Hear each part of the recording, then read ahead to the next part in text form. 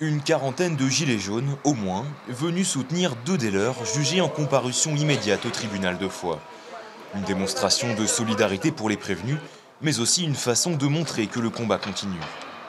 On est là parce qu'il y a des gilets jaunes qui sont comme moi, comme nous là. On est pacifiques, on fait des actions qui sont parfois discutables, je veux bien, mais on n'est pas des casseurs. Il y a des arrestations abusives, à mon sens.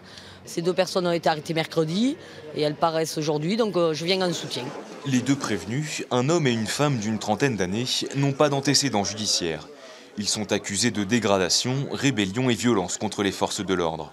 Pour leur avocat, qui a plaidé la relaxe, les faits ne sont pas constitués au regard des éléments du dossier.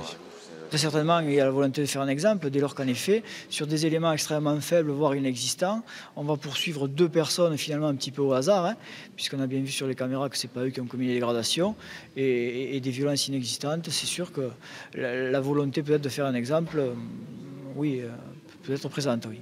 À l'issue de l'audience, les deux prévenus ont été reconnus coupables et condamnés à 3 mois de prison avec sursis. Comment est-ce que vous avez accueilli le verdict? Est-ce que vous comptez faire appel? Complètement, je suis complètement surpris, je n'en revenais pas, j'étais persuadé d'être relaxé. Je ne comprends pas ce qui se passe, je ne comprends pas. Pour des faits qui ne sont pas avérés au vu de la vidéo, je ne comprends pas cette décision.